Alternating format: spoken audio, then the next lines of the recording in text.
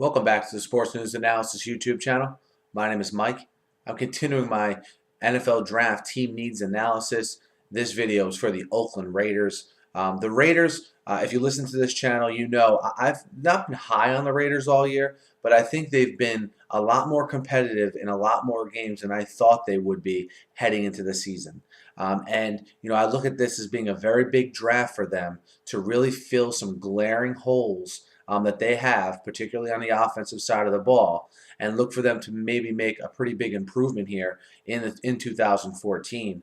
And I think where it starts for them is at the quarterback position. I think we're seeing this year that Matt McGloin and Terrell Pryor are probably not the long-term answer at the quarterback position for the Raiders. Picking up near the top of the first round here, I would be very surprised if they didn't pick who they feel is the best quarterback on the board in that spot. I think once they get a quarterback in place here, they could sort of move forward as an organization.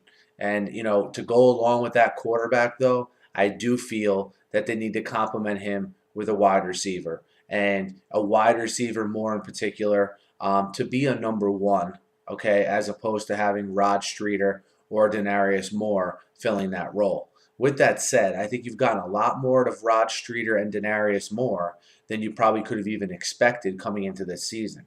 So I think those two guys are a part of the future, just not as the number one and number two receivers. I think if you get a guy to be a number one, okay, maybe pick a guy at the top of the second round, let's say, he's the number one. You're able to move Streater down to two and Denarius Moore as a dangerous guy in the slot. I think that's a pretty good receiving core for a young quarterback to come in and work with. So I have quarterback and wide receiver as the two biggest needs. And to me, that offensive line, especially if you're going to bring in a young quarterback, that offensive line needs to be shored up as well with some depth. I think they have good guys at center and Stefan Wisniewski. I think you see them re-sign Jared Veldheer, who is a left tackle and a free agent after this season. I think they get a deal done with Veldheer. Obviously, Wisniewski a mainstay at center, but it's those two guard positions and the right tackle position that they have to improve upon.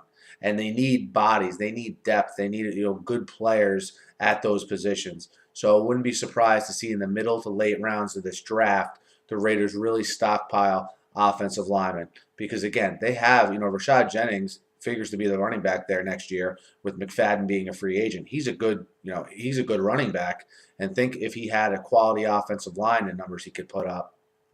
So you have quarterback, wide receiver, offensive line, and this is a team that could use help in the secondary as well. You obviously can't improve every position during the draft, which is why I try to focus on the three main positions I feel the needs are at.